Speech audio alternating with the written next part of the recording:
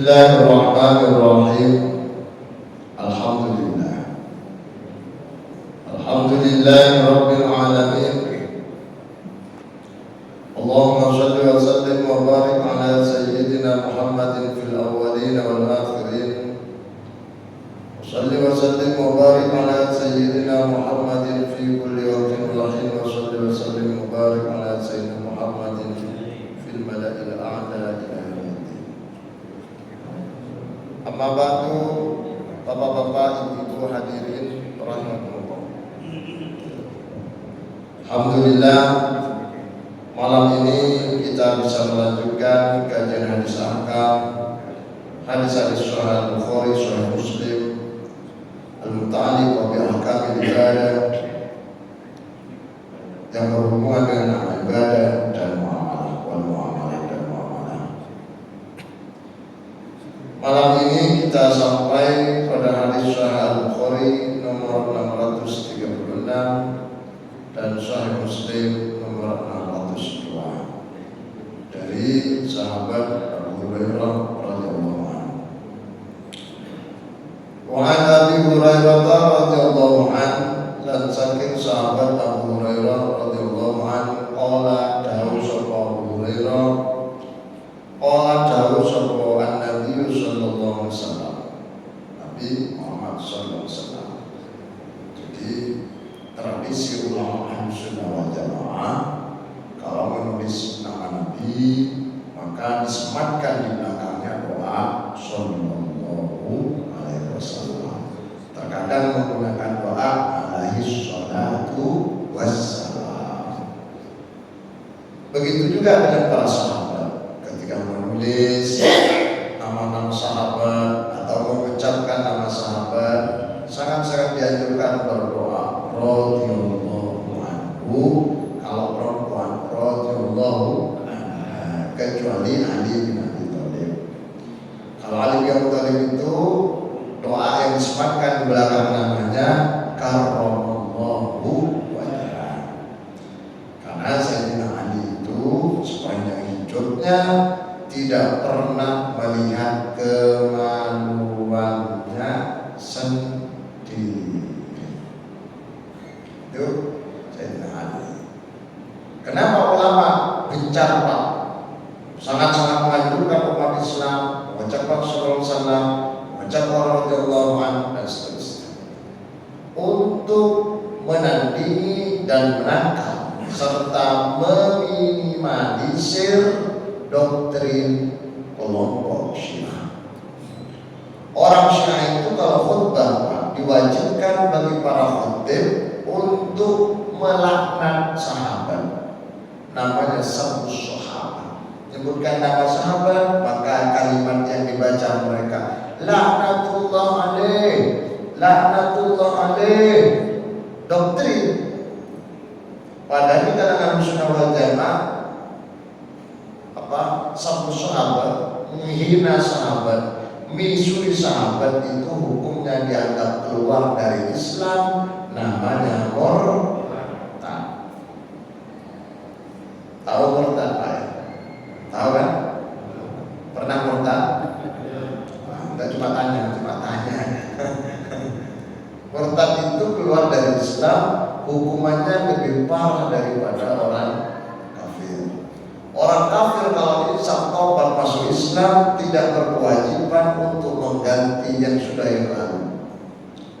Bahkan pernikahan pun yang dilakukan oleh orang kafir ketika dua-duanya masuk Islam, tidak ada kewajiban untuk mengulangi nikah, kecuali nikah dengan wanita lain, nambah maksudnya. Paham ya? Gak paham?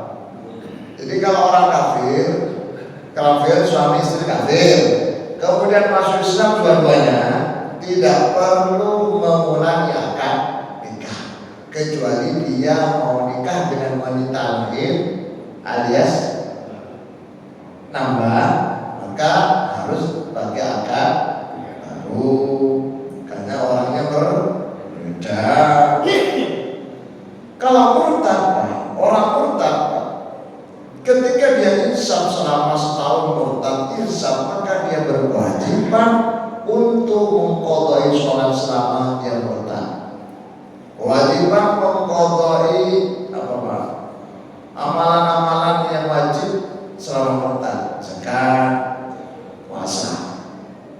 Tapi kalau kafir kemudian muslim tidak aslama, fahuwa maghfurun, dimaafkan oleh Allah. Tidak perlu mengqadai dan mengganti. Tapi orang kafir masuk Islam dianjurkan untuk mandi, Pak, mandi besar. Itu sih, Pak. Nah, orang Syiah itu biasa begitu, mengucapkan laknatullah alaih, laknatullah alaih, sampai ke Indonesia. Makanya ulama Indonesia kemudian melakukan menunaikan ibadah yang namanya tarawih. Di antara sela-sela tarawih itu ada pembacaan riwayat atau menyebutkan nama-nama sahabat. Al-Khalifatul Ula Abu Bakr As-Siddiq radhiyallahu anhu. Jawabannya radhiyallahu anhu. Itu dalam rangka mengikis ajaran Syiah yang selalu mengutuk para sahabat. Do you understand? Alhamdulillah. Wa an Abi Hurairah radhiyallahu anhu qala Abu Hurairah berkata Abu Hurairah qala dawu sapa Nabi sallallahu alaihi wasallam, dawuhnya Rasulullah, idza sami'tum ing dalam tangkalan iku sapa sira kabeh niki sinten, Pak? Nggih kula jenengan sedaya. Krungu apa Pak ahli komat itu akamat famsu mongko mlaku sapa sira kabeh ila sholati kanggo salat.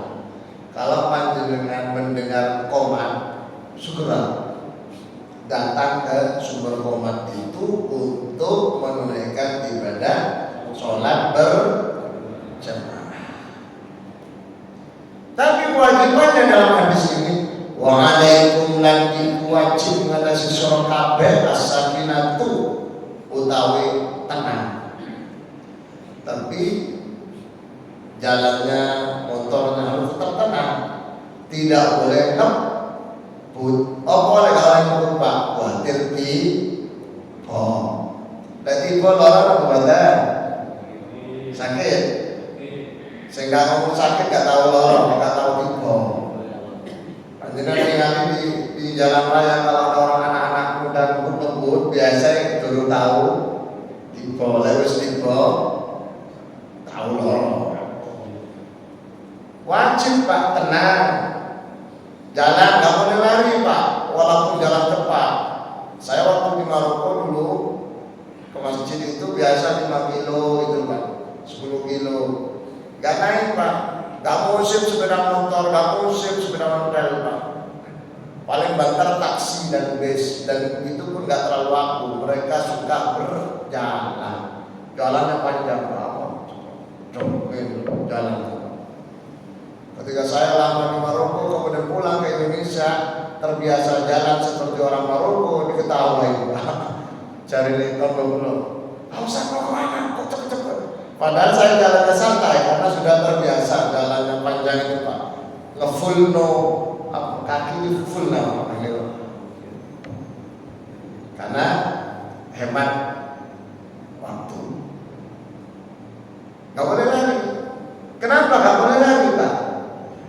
Karena kalau lari mesti nafasnya ngos-ngosan. Kalau nafasnya ngos-ngosan, mesti sholatnya pasti tidak khusyuk. Betul? Tidak khusyuk.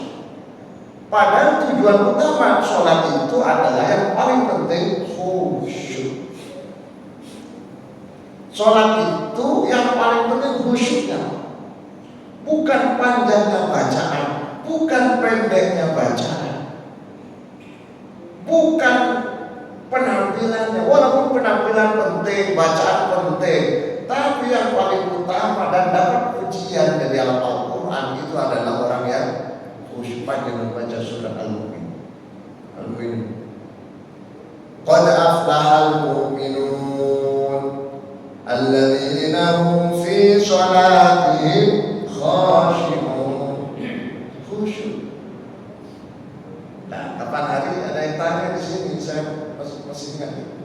Bagaimana supaya khusyuk? Khusyuk itu ayat tahidal fikru wal qalbu ma'allah minat takbiri ila taslim, menyatunya akal pikiran hati nurani dengan Allah mulai takbir sampai salam ya kan Allah. Tapi itu sulit. Sahabat yang paling top di dalam sholat khusyuknya adalah sahabat Nabi bin Abi Thalib. Ketika ada rombongan para petani curhat pada Rasulullah di Masjid Nabawi, Rasul,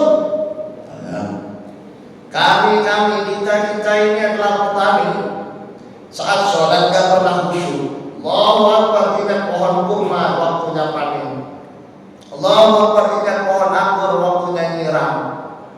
Gak pernah khusyuk Rasulullah belum menjawab, Ali langsung menjawab, hei kalian sholat gak khusyuk, gak benar itu, gak diterima. Rasulullah negur Ali, jangan begitu. Mereka datang ke sini minta solusi, bukan minta untuk diceramai ataupun disalahkan. Mereka datang untuk minta solusi. Ya apa solusinya mereka khusyukku? Ojo diseneni, jangan dimarahi. Ali masih ngeyel, Pak. Lah, gak khusyuk. Kamu bisa khusyuk nak? Karena Ali itu terkenal khusyuknya, Pak. Ali waktu kalau nggak salah perang Tabuk, Pak, pahanya bagian atas mendekati bokong ini ketancap tombak. Tombak itu kan ujungnya begini, Pak, kayak pancing itu, Pak. Pancing itu kalau sudah gini dibuka itu cekat kan, Pak. Tombak, terus. Kemudian Ali disarankan oleh dokter supaya tombaknya dicabut dan diobati di kayu. Kayu itu, Pak, operasi kalau bahasa sekarang dengan cara besi itu dipanasi sampai merah, kemudian dimasukkan ke gas kayu, turun, itu namanya kayu, Pak. Makanya dulu kalau hukuman hak potong tangan, itu sisa, ini kan putus, sisa potong tangannya itu dilebokkan ke api, Pak, atau ke air yang mendidih. Seger, Pak. Mohon. Saya lanjut. Kemudian Sayyidina Ali bilang, oke lah, kalau mau mencabut tombak ini dan melakukan operasi, silakan lakukan di kala saat sedang sholat Sayyidina Ali. Ketika sujud, dokter cabut tombaknya itu dan dimasukkan besi yang merah itu. Sampai selesai sholat Sayyidina Ali marah. Ali bin Abi Thalib marah. Dokter, kenapa kalian gak mau melakukan saat sholat ini kok dibiarkan? Dokternya menjawab, Tuan Ali, proses operasi sudah selesai. Coba lihat. Iya, gak kerasa. Coba panjangnya sholat, gak usah kena besi panas, Pak. Nyamuk lewat, gak hinggap, Pak, gak hinggap. Lewat loh, saya tadi sholat bersebelahan dengan orang di sini.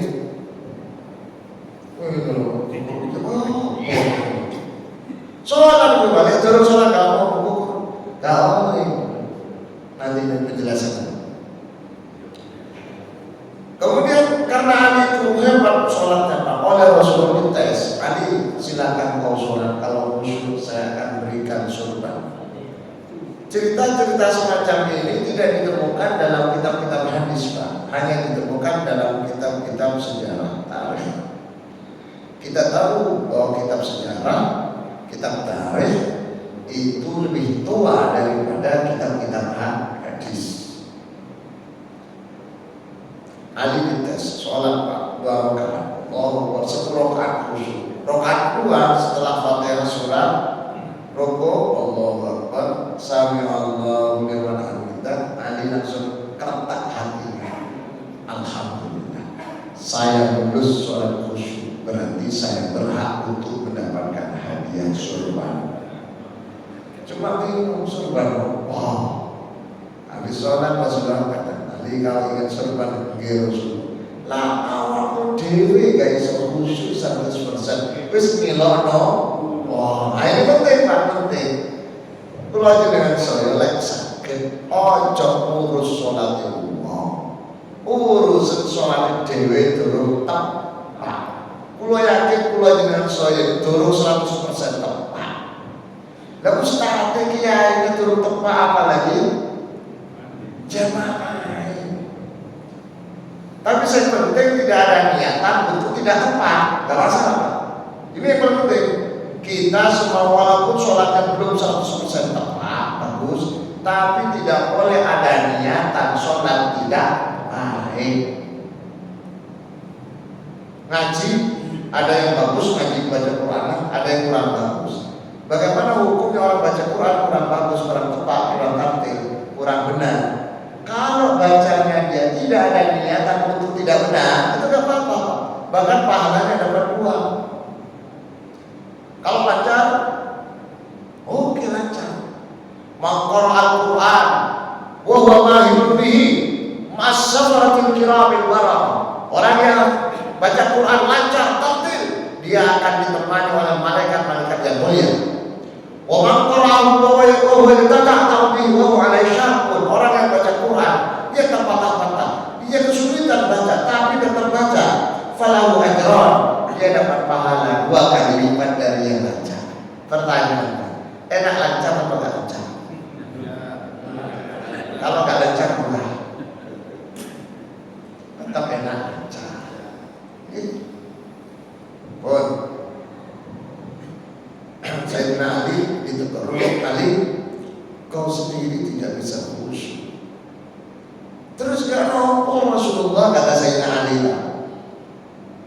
Bagaimana kalau kita gak bisa khusyuk padahal tujuan kita sholat itu harus khusyuk? Rasulullah langsung memberikan solusi. Itu Rasulullah gak ngilang nonton, kasih solusi. Apa kata Rasulullah? Shallu fardakum wa la tatakallamu fiha walakin istaghfiru rabbakum ba'da. Shallu sholat sapa sira kabeh fardakum, sholat fardhu sira kabeh. Ngomong sholat wala tatakallamu fiha, jangan bicara saat sholat.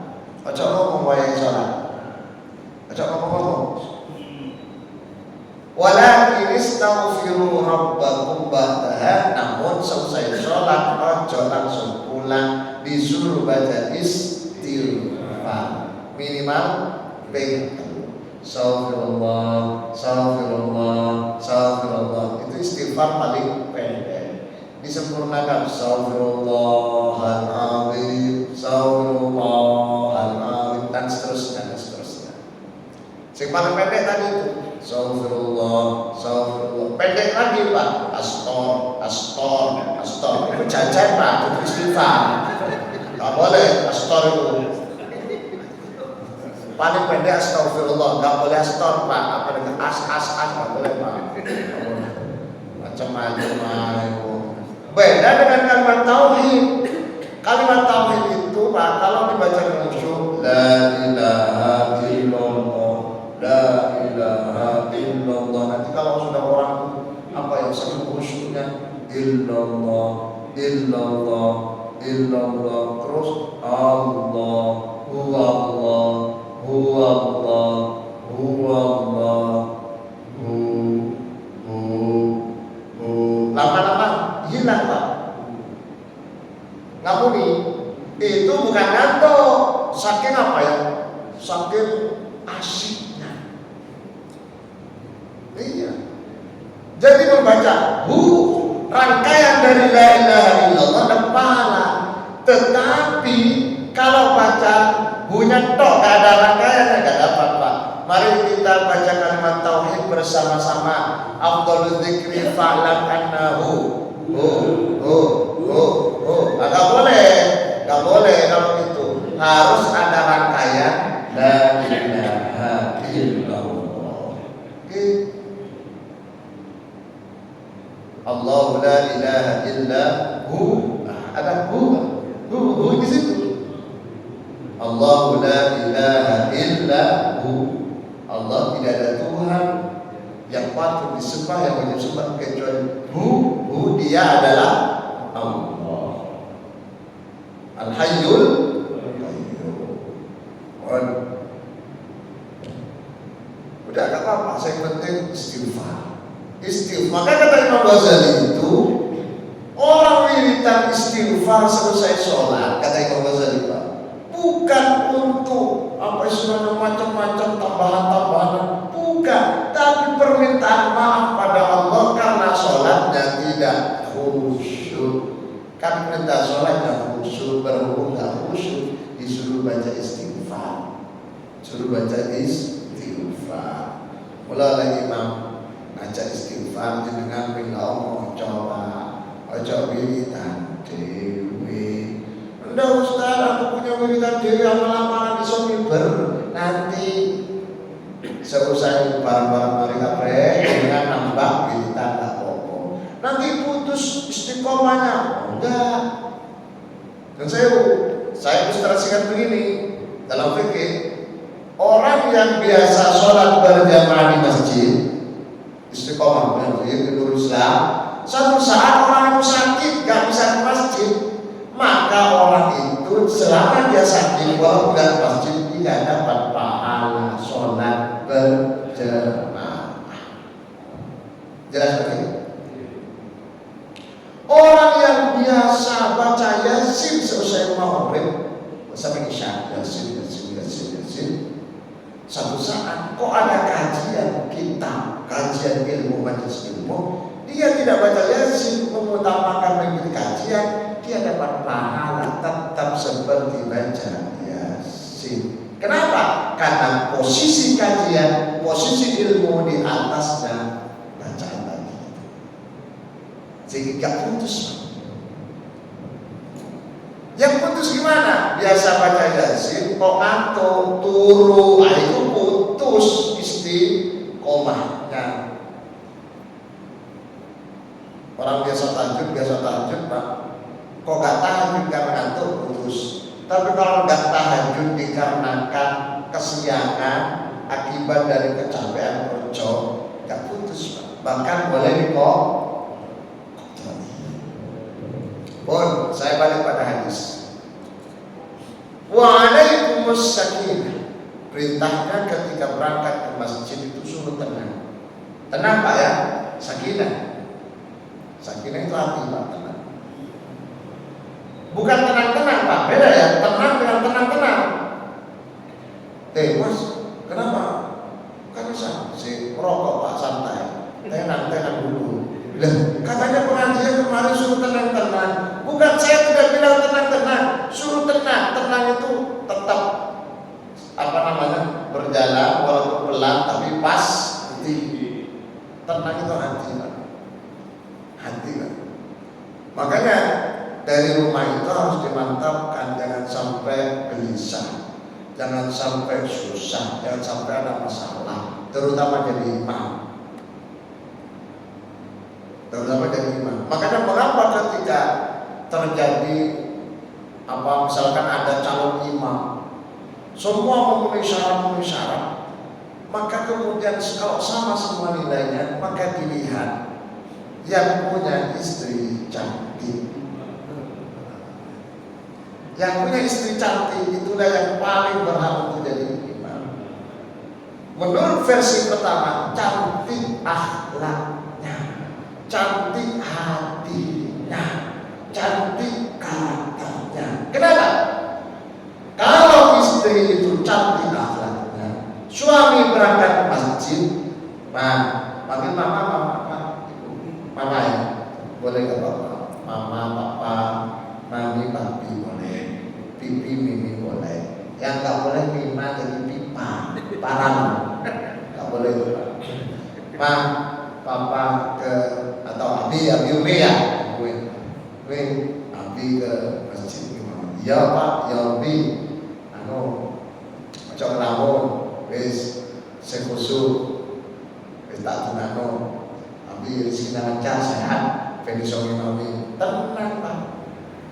Kalau mau saya jual, coba istrinya akhlaknya gak baik, tadi imam, ngain tahu. suwe-suwe wiritan dikai ndok entek minyak entek beras entek apa entek suwe-suwe ngomong masjid tok ae ngono gak usah mulai wis pusing Pak posisi gak nyetel luwe sing wedok jalur oke budal nang masjid gak tenang saya juga tenang memang lamun makanya kalau ada imam kok sering lupa pasti habis dimarahi oleh istrinya. Itu fenomena sosial. Fenomena sosial. Dalam ilmu psikologi Islam, orang itu kalau suka marah pasti there is something wrong, kata orang Madura. Ada sesuatu salah.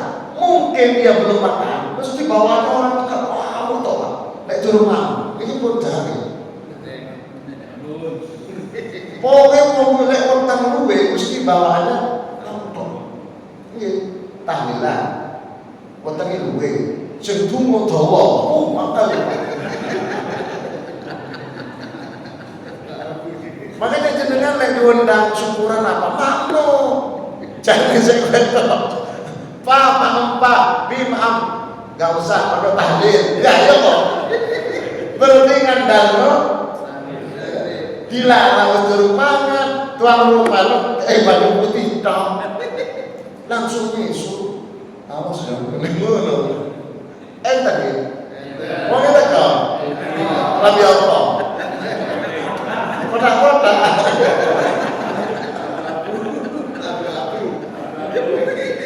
Ini kalau mau salam Muhammad. Pon sampai mana tadi pon. Jadi begitu. Jadi psikologi Islam Pak, orang itu kalau marah ngamuk terus mesti siji wonten luwe. Kalau wontennya warang kok ngamuk ngantuk. Wong ngantuk itu Pak. Mesti bawaan kata ngamuk.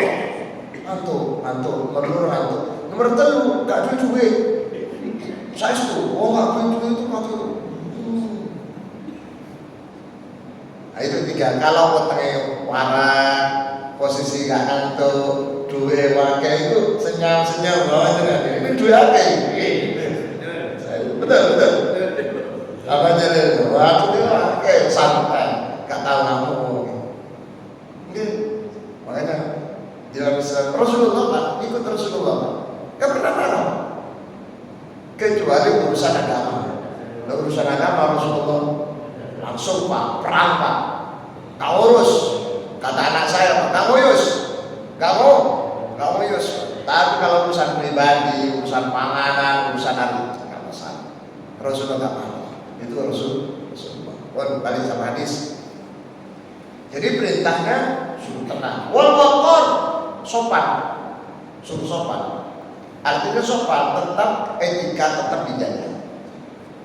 Bapak Ibu hadirin pernah dengar ceritanya sahabat Abu Bakar ketika mau pergi ke masjid.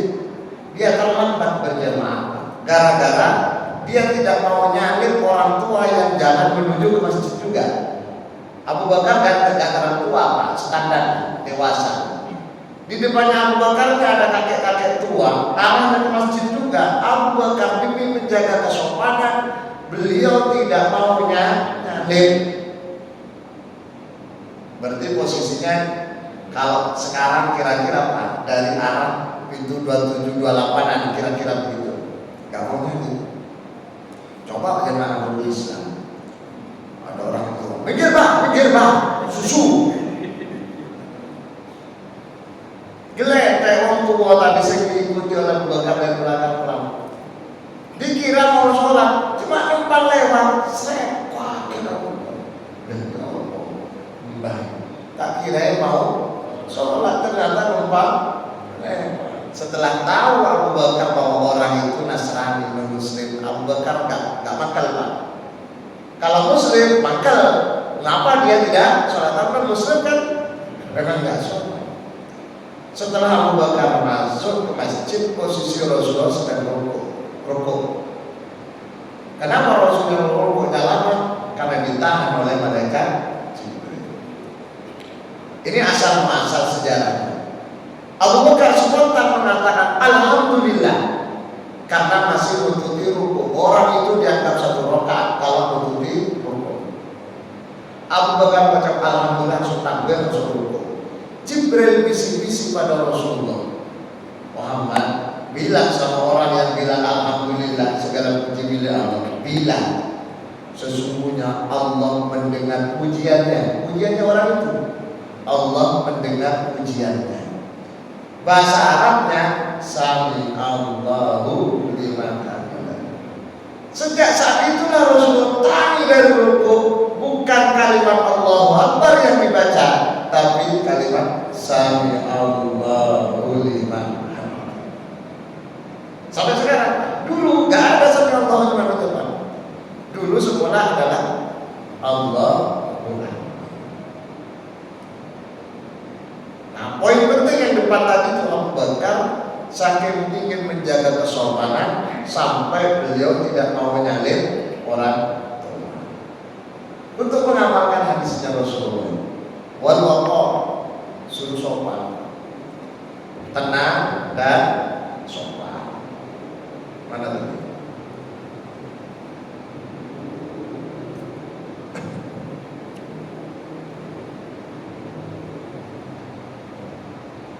Wala tusri'u, ojo kesusu, artinya gak usah lari, gak usah ngebut. Kalau ngebut wajar ada polisi tidur, apalagi di daerah masjid sini, dekat sini Pak, polisi tidurnya banyak. Mungkin orang tak ngerti.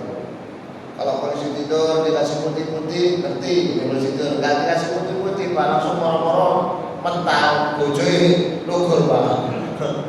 Gara-gara polisi tidur. Makanya di Majelis Ulama Indonesia, di NU juga bersama saya membahas hukum masang polisi tidur. Lalu hukumnya Pak, cuk sembarangan bro. Kalau jalan umum, akses umum, hukumnya haram memasang polisi tidur. Andaikan pun ada sesuatu yang harus diwaspadai biar tidak terlalu cepat orang, kasih seperti di ayam di RSAN dulu, di situ dicek merah dulu Pak, karena banyak wirawiri anak sekolahnya berangkat, masih kan? Sekarang garing, masih merah dulu, tidak perlu itu bukan cross Bapak apa? Cross atau cross bukan cross. Kecuali kalau enggak masalah polisi. Tapi walaupun polisi tidur di gang boleh, polisi tidurnya yang sopan, pojok kotak, sengaja cilik mata di kotak. Saya jujur loh, pelan apa pelan? Amin bantu Pak, pernah bengkok Pak, gara-gara polisi tidur kesusu, langsung bengkok melakukan ini Pak. Akhirnya tak usulkan sama Pak RT dibongkar. Polisi itu tiap 10 meter Pak, itu ya pun lanjut ojo pun fama adraktum fasallu, jika masih mengikuti sholat berjamaah, sholatlah mengikuti imam. Wa ma fatakum fatikum, sisanya yang terlambat berapa rakaat jenengan tambahin. Terlambat 2 rakaat bisa tambahin 2. Terlambat 3 rakaat bisa tambahin 3. Terlambat 1 rakaat tambahin 1 dan seterusnya. Oke. Jadi tidak terlalu koyok. Banyak perkara panjenengan sudah jalan dengan kepastian jalannya sesuai dengan sunnahnya, nyampe masjid kok wis boyar, berjamaah wis boyar, maka masih ada kesempatan di dalam Islam. Jamaah yang sudah sholat, ketika melihat ada satu jamaah yang sholat sendirian, kita itu disunahkan mendampingi dia untuk sholat berjamaah. Jadi makmum. Biar apa? Biar orang yang sholat sendirian itu dapat pahala 20 jamaah. Sedangkan panjenengan yang sudah sholat tadi, maka sholat yang pertama kata Rasulullah fa'innaha nafilatun, otomatis jadi sholat sunnah.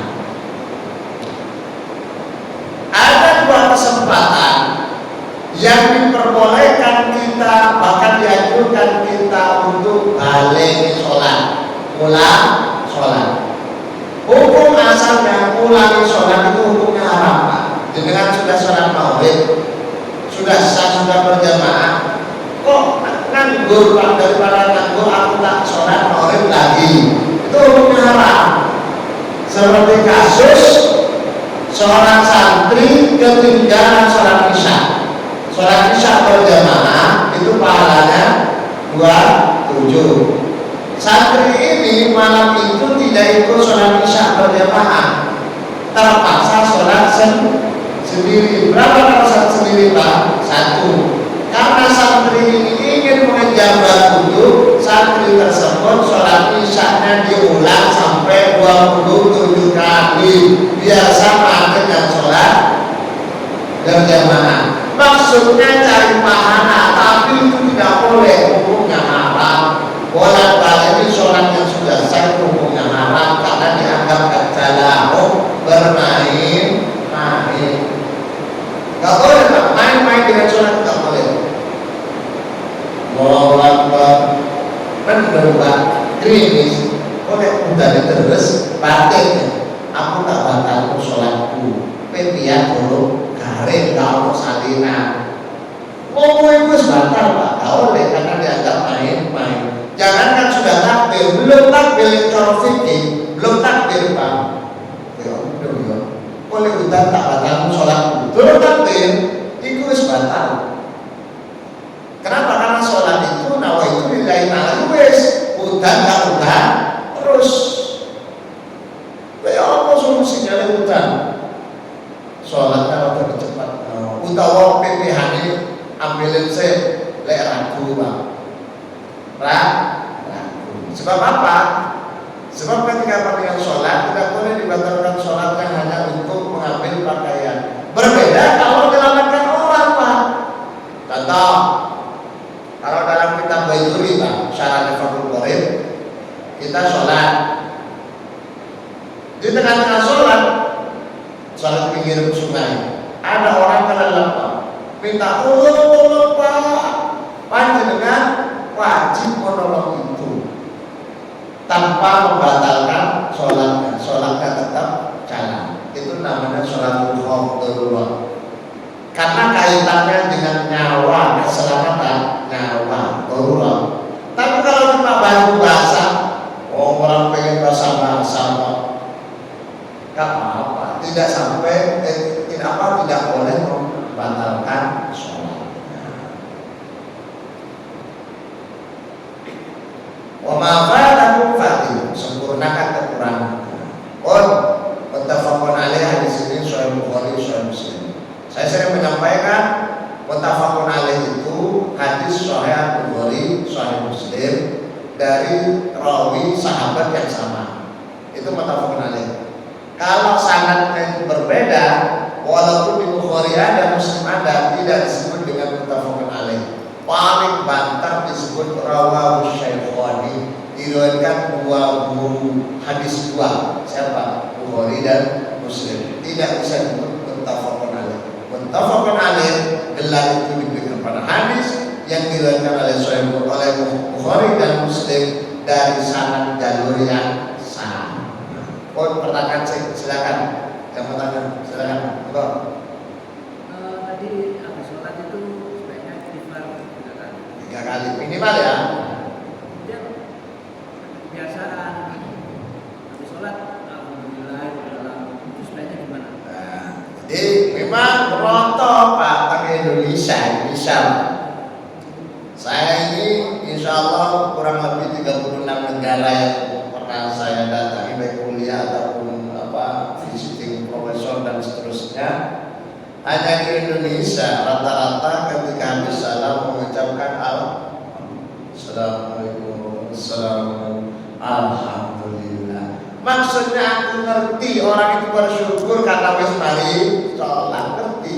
Tapi aslinya ada tuntunannya dari Rasulullah. Habis salam itu lah, habis salam ya. Assalamualaikum warahmatullahi wabarakatuh.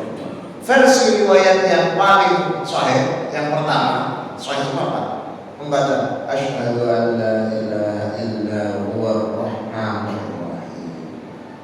Itu asyhadu an la ilaha illallah. Versi hadis yang lain, bismillahirrahmanirrahim. Nah, gitu. Terus ditambahin Allahumma. Ada sahabat Abu Dzar Al-Ghifari dari Rasulullah untuk menghilangkan kantong kering, Pak. Allahumma adhim anil hamma wal hazan. Ditambahin doanya Rasulullah yang diajarkan pada Mu'adz bin Jabal, Allahumma inni ala dzikrika wa syukrika wa husni ibadatik. Kalau tambahin doanya Rasulullah untuk menantunya yang bernama Abu Umamah ketika terlilit hutang, Allahumma inni a'udzubika minal hammi wal hazan wa a'udzubika minal ajzi wal kasal wa a'udzubika minal jubni wal bukhl wa a'udzubika min ghalabatid dain wa qahril rijal. Sama kapan langsung sallallahu. Tapi ada orang habis salam itu baca Quran, setelah itu istighfar. Ya gak apa-apa, gak masalah. Yang penting maksudnya adalah selesai sholat itu bagaimanapun urutannya, ojo sampai melewati ojo sampai meninggalkan istighfar. Minimal pinter. Rasulullah itu wa inni lastaghfirullah mi'ata marrah kulla yaumin. Rasulullah baca istighfar 100 kali setiap hari, walaupun dalam riwayat lain sampai 70 kali. Kalau 100 berarti dibagi aja, bagi 5 berapa? 20 ya? 20 lama kan? 20 lah. Kilo ketimbang delok TikTok. Oh, istighfar 20 kilo Pak. Astagfirullah.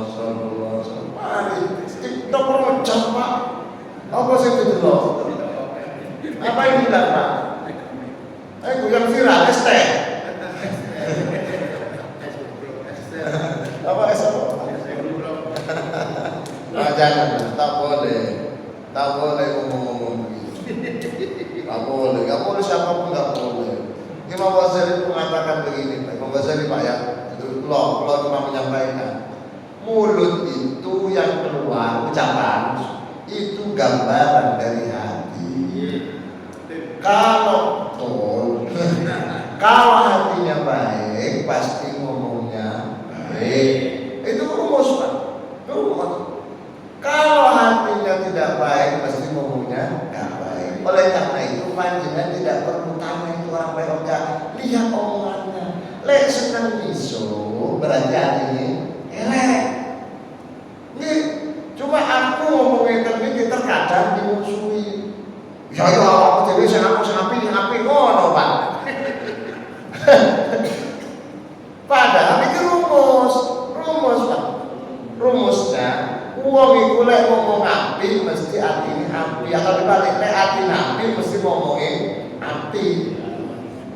Lek hati elek mesti yang keluar pikiran api mesti keluar api. Itu menurut. Gak perlu pakai CV kurikulum vitae, gak perlu, cukup omongannya. Tapi enggak. Oh, bunyi kan? Iya kan terus. Tapi itu soal kesana. Boleh tak dengar mungkin saya sakit. Panjang umur, rezekinya lancar ya. Al-Fatihah.